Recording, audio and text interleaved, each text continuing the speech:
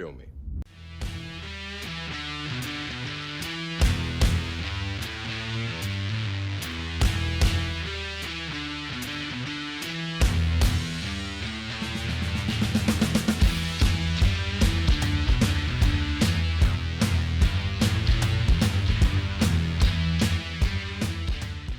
I'm the martial arts film freak, and I watched One Arm Boxer.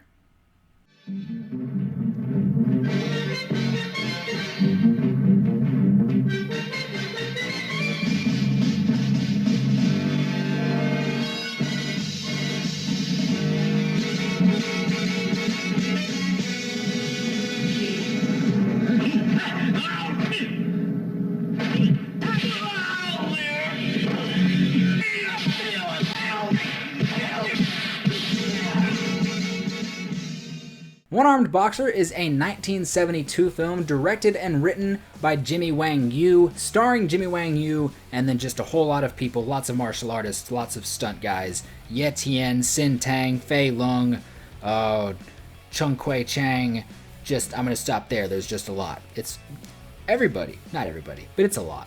The One-Armed Boxer is about a martial artist and his school who, when this rival school, who they've already beaten, hires a bunch of other martial artists from all over the East. They've got an Indian fighter, Thai fighters, llamas, whatever, lots of people. They get about 12 people from all over that half of the world, fighters from all over, and they bring their people, new people, to go and destroy the main character's school.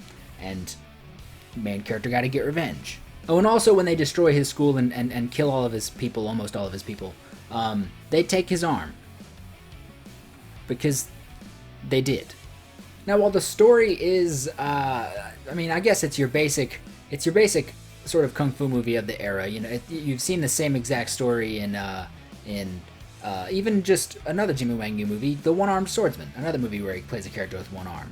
And there's probably a reason he did all that. There seems like there was a whole lot of backstage drama between Wang Yu and his old studio and directors and writers that he probably just made the exact same movie almost, but in my opinion better. But anyway, while the story is pretty basic, there are a lot of fun things going on. I really enjoy the villain because I've never seen a villain who is so terrible but completely admits that he sucks. Like when the beginning of the movie is his school getting beaten by the good school. And so he just admits some self-reflection, dives deep, and is like, oh, we're terrible. We're not good. We're horrible. I'm going to hire fighters from everywhere else but here to go do this job for us. And that's just, what? You're admitting you're horrible? And he's probably really the only highlight of this story. Just the villain. I like it a lot. There are a lot of weird things about this movie. I watched the version of this movie that is on Amazon Prime. This version is, of course, English dub. Almost everything is dubbed over for America, and this includes new music, which it's not really new music. This is 100% recycled music from blaxploitation films, and I'm quite confident that it's just Shaft, but without the lyrics. I've seen Shaft. It's great music. Even if you haven't seen Shaft, you've probably heard the music at some point. And as soon as the music started, I'm 100% confident this is Shaft. And this music just made the movie a little bit better for being bad. It's like cheesiness, but in like a really, really fun way. And I'm not particularly a fan of just enjoying cheese because it's cheese. The movie does take quite a while to get to its main focus. Spoiler, I guess. Not really, it's in the title of the movie. The One-Armed Boxer doesn't become the One-Armed Boxer until probably like 35 minutes in.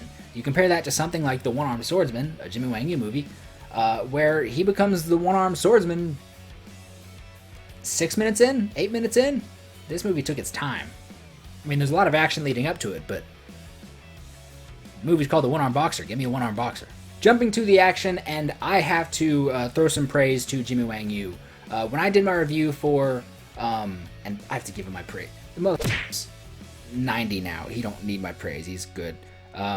But his growth from 67 to 72, 67 being when the One-Armed Swordsman came out, I thought the action in the One-Armed Swordsman was boring as hell.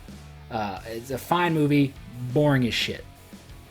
But the action in this, everybody, but Jimmy Wang Yu stepped it up. The dude got way better in that time. Thank God. I was going to be so upset if it was just a rehash of the things he did in that movie. And I know it's like also a completely different studio. He jumped ship. But thank God he got so much better. The middle of the movie is like a 25-minute section of just all action. And it's this group of like the 12 or so fighters that the bad guy hired versus the school. And that it's just like one at a time, like you go fight that guy. Okay, well that happened. You go fight that guy. We lost again. Okay, well you go fight that guy. And it is a fantastic 25 minutes, even though the action does get quite a bit comic booky. The comic booky made it better because everything leading up to that was kind of just bland. And it was decent action, but you know, if I wanted a 1972, 1971 Kung Fu movie under Golden Harvest, I would go to Bruce Lee. I would go to Fist of Fury. I would go to The Big Boss. Huge examples of better movies when it comes to just a Kung Fu movie. Every Kung Fu fight scene leading up to this moment and the final 15 minutes was just a bland fight scene. Nothing special. But what makes it different? You throw some powers in there. Sure, why the f not? You make it just a bit more comical. You throw in some horrible, really bad, blatantly terrible special effects. And I mean like every aspect of the special effects. I'm not talking about the time they had to speed up the dude walking on his hands. I'm not talking about the dude who built up the chi in his body until he was like impenetrable. He could take any hit because you could just obviously tell he had like padding built into his clothes, like the most blatant padding I've ever seen in a movie.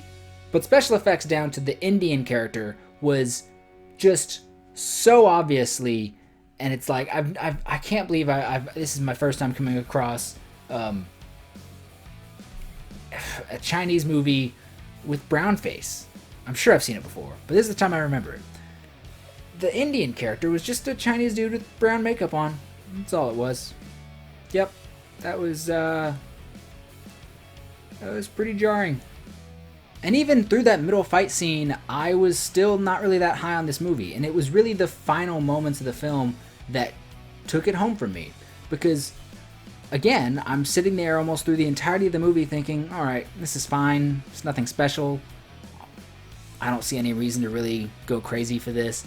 And then in the final 15 minutes, the movie loses its shit. It becomes all wackiness, all crazy, a little bit of wire work that's really just, it's not even that it's defying physics, it's that it's like ignoring certain things that like if you just added one small detail it would look a whole bunch better, but I'm not going to talk about that. No, it's just everything around it. The movie became batshit insane. Characters who already had powers. The main character, our one-armed boxer, trained so hard and did some weird ritual with his one arm that he's essentially One Punch Man now.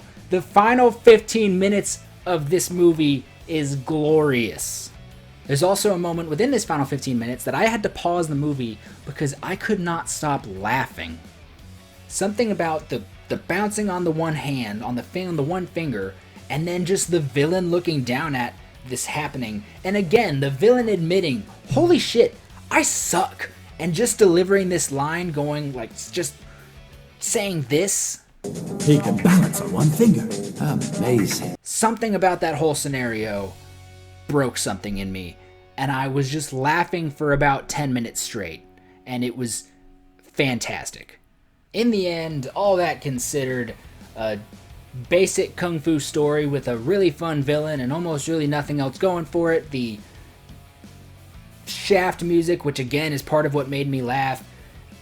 Mostly bland action until that final my lighting changed because the sun did something. It's probably behind a cloud or something. Back to the movie.